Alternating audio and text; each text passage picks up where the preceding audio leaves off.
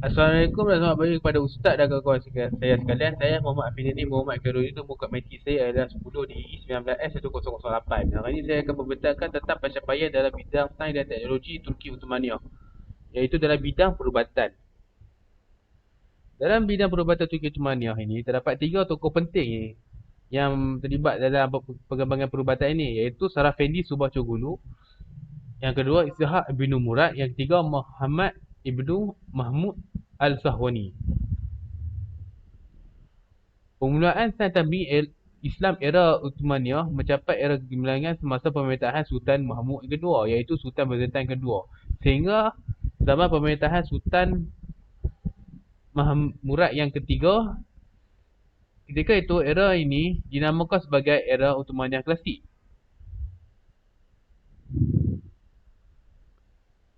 Bagi tokoh pertama iaitu Sarafendi Subahcoglu, karya yang dihasilkan oleh beliau ialah Jurariyat Al-Kahmiyah yang bermaksud pembedahan sultan-sultan. Sumbangan beliau dalam ilmu perubatan perkembangan ilmu perubatan Turki Uthmaniyah ini adalah Jurahiyat Al-Kahmiyah merupakan atlas pembedahan pertama dan ensiklopedia perubatan terakhir yang dihasilkan dalam dunia Islam. Yang kedua, perkenalan inovasi tersendiri dalam bidang perubatan seperti pembedahan plastik, steroid, cara untuk merawat patah tulang, teknik daya tarikan paksi untuk pembedahan tulang belakang, teknik sairan hidrocephalic dan banyak lagi.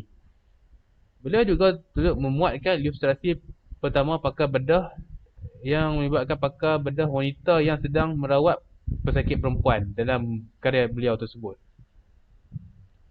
Bagi tokoh yang kedua pula iaitu Ishak bin Murad, karya yang beliau telah hasilkan ialah Khulasat Al-Tib. Yang kedua, Kawas Al-Adawiyah. Dalam karya tersebut beliau telah meminjamkan dalam karya beliau iaitu Kawas Al-Adawiyah merupakan sebuah karya mengenai herba dan gabungan penyediaan ubat-ubatan herba pada zaman pertengahan. Karya ini terbagi kepada dua bahagian iaitu bahagian pertama menerangkan tentang herba-herba dan ubat-ubatan yang disusun mengikut abjad. Yang kedua, manakala di bahagian kedua pula lebih menumpukan kepada penggunaan ubat-ubatan. Bagi tokoh ketiga pula Muhammad ibnu Mahmud Al-Sahwani, karya yang dihasilkan beliau ialah Raudat Al-Id. Raudat Al-Id ialah karya farmakopedia berbahasa Arab yang mengandungi senarai ubat-ubatan disertakan dengan maklumat tentang kegunaan, kaedah penyediaan dos dan formula bagi setiap ubat yang disenaraikan kepada Wali Al-Din, iaitu cucu Sultan Orhan yang pertama. Ustaz bagi pembentangan saya ini, pada akhir tajuk ini banyak ilmu dan inspirasi yang telah diperkenalkan oleh bidang perubatan Turki Uthmaniyah terdahulu yang dijadikan rujukan kepada bidang perubatan zaman sekarang. Ini dapat menunjukkan bahawa manusia pada ketika itu sudah mempunyai pemikiran yang bijak dan bersifat ingin tahu akan perkara yang baru. Kita haruslah berusaha untuk mencapai kejayaan yang telah dilakukan oleh kerajaan Turki Uthmaniyah ini agar negara kita dapat bergerak seiring dengan bidang perubatan dengan negara yang maju yang lain. Sampai situ sahaja pembentangan saya hari ini. Sekian. Terima kasih.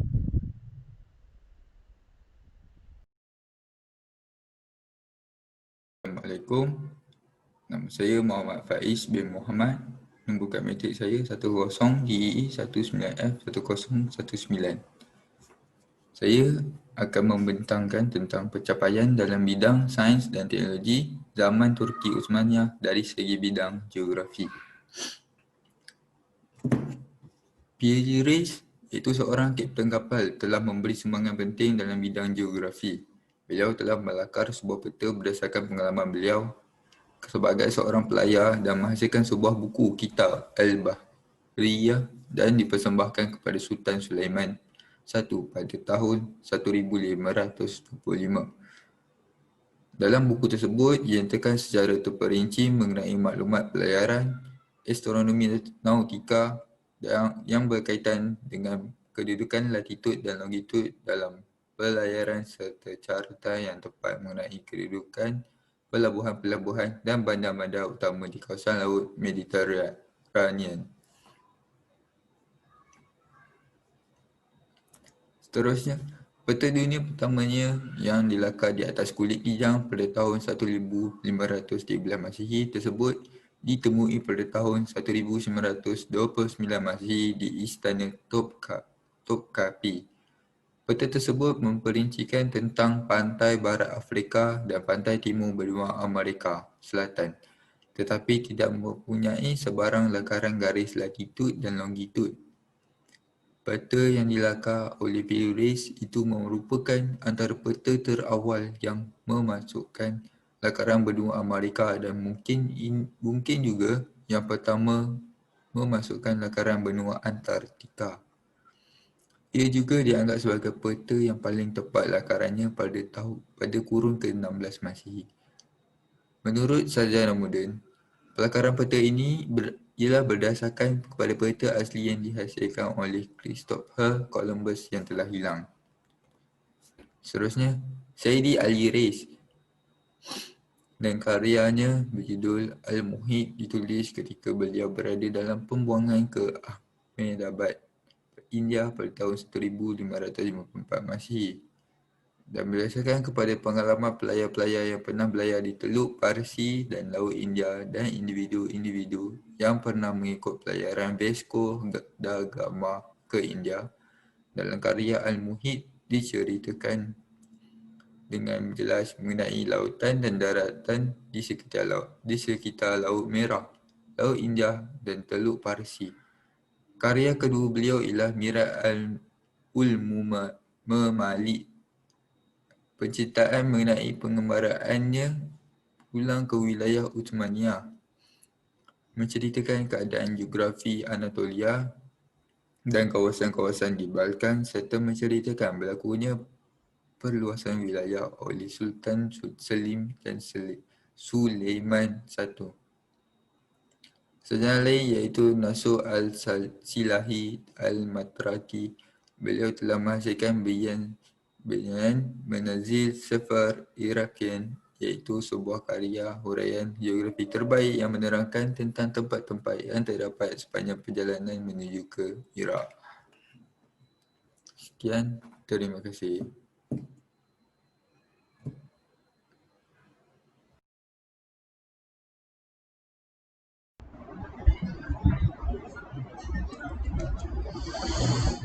Assalamualaikum, nama saya Muhammad Faris bin Ali, nombor metrik 10DA 19L 1017. Hari ini saya akan menerangkan pencapaian dalam bidang sains dan teknologi zaman Turki Uthmaniyah dalam bidang astronomi. Pada era Uthmaniyah klasik berkembang dengan pesat kerana kebanyakan sarjananya pernah terlibat dan mendapat pendidikan dalam bidang astronomi peninggalan kerajaan-kerajaan sebelumnya seperti di Observatory dan madrasah kerajaan Seljuk dan Timur Lens. Seterusnya, sarjana yang memberi sumbangan besar dalam perkembangan bidang astronomi ada dua. Yang pertama, Taqi al-Din Muhammad Ibnu Ma'ruf al-Syami al-Asadi. Yang kedua, Abdul al-Wahhab bin Ibnu Jamal al-Din Ibnu Yusuf al-Madani. Ini contoh gambar Taqi al-Din. Ya. Tokoh Taqi al-Din Muhammad Ibnu Ma'ruf al-Syami al-Asadi. Beliau seorang polimat Turki yang menguasai pelbagai bidang seperti sains, astronomi, kejuruteraan dan reka cipta. Beliau pernah menghasilkan lebih daripada 90 buah buku dalam pelbagai bidang termasuk astronomi, penghasilan jam, kejuruteraan, matematik, mekanikal, optik dan falsafah tabi'i. Dalam kebanyakan buah bukunya, hanya 24 buah bukunya sahaja yang masih selamat sehingga kini. Beliau juga pernah menghasilkan jam astronomi pertama yang menggunakan kuasa spring dan penciptaan sebuah alat yang dianggap sebagai teleskop terawal pada tahun 1574 Masihi yang mampu menjadikan objek yang jauh untuk dikaji dapat dilihat dengan jarak yang dekat. Beliau juga pernah mencipta bingkai sextant bagi menentukan equinox yang dinamakan Al-Ala Al-Mushabbaha bi Al-Manatik 36 dan bingkai sextant yang hampir sama dengan yang digunakan oleh Tycho Brahe. Seterusnya, karya yang dihasilkan oleh Taqi al-Din. Yang pertama, Sidarat Muntahal al-Afkar fi Malakut al-Falak al-Dahfar Jizi Shashin Shahi, iaitu sebuah jadual astronomi yang berkaitan dengan matahari. Yang kedua, Jadirat al-Dura wa Kharitat al-Fikar, iaitu yang mengandungi jadual berkaitan bulan. Tetapi karya ini bukanlah daripada hasil pencerapan beliau. Tokoh seterusnya, Abdul Wahab Ibnu Jamal al-Din Ibnu Yusuf al-Mardani. Antara karya yang dihasilkan beliau, yang pertama, Urjuza fi Manazil al-Qamar wa Tulu Iha, iaitu buku yang berkaitan syair mengenai keindahan bulan dan apabila ia timbul. Seterusnya, yang kedua, Manzuma fi Sil al-Nujum, iaitu buku tentang syair tentang orbit bintang.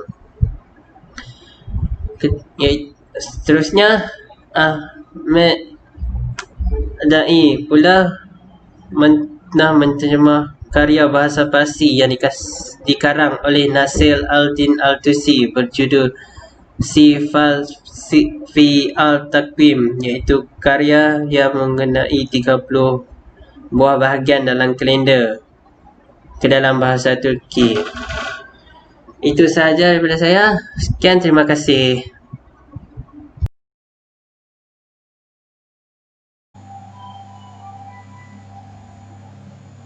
Assalamualaikum, nama saya Imran bin Abdullah. Nombor kad matematik saya 10DE19F1011. Hari ini saya akan membentangkan tentang pencapaian sains dan teknologi Turki Ottomaniyah dalam bidang teknologi kejuruteraan. Dalam bidang kejuruteraan mekanikal, terdapat dua orang sarjana Islam, iaitu Al-Jazari dan Taqi al-Din. Taqi al-Din Muhammad juga terlibat dalam penciptaan alat mekanikal daripada bidang astronomi seperti menghasilkan jam yang lebih tepat, termasuk jam pengarah mekanikal pertama dan jam pertama mengukur masa dalam minit dan masa. Selain itu, beliau juga memperkenalkan rekan pam air automatik dengan 6 pelocok pada tahun 1559 Masihi. Beliau dengan Al-Jazari mencipta alat untuk mengangkut air di Sungai Yazid di Damaskus yang dipanggil Shah Duf. Di samping itu, beliau turut menghasilkan beberapa buku seperti Al-Turuq Al-Samiyah di Al-Ruhahiyah pada tahun 1551 Masihi. Buku Al-Turuq Al-Samiyah menciptakan penghasilan enjin steam dan turbin steam, yang mana merupakan penemuan awal yang lebih awal berbanding penemuan kuasa steam yang diperkenalkan oleh Giovanni Branca pada tahun 1629 Masihi. Beliau turut juga mengarang sebuah buku berbahasa Turki pertama mengenai mesin-mesin dan jam automatik pada sekitar tahun 1556 Masihi, iaitu Al-Kawakib Al-Duriyah Fidwat Al-Bankamat Al-Dawidiyah. Seterusnya, Al-Jazari mansur melalui penghasilan kitabnya yang terkenal Al-Jami' Bain Al-Ilma wa Al-Amal Al-Nafi fi Sinna Al-Hiyah, tentang teori dan amalan berguna daripada seni mekanikal. Al-Jazari dikenali sebagai bapa robotik kerana telah memperkenalkan dan mencipta cara menghasilkan robot yang pertama.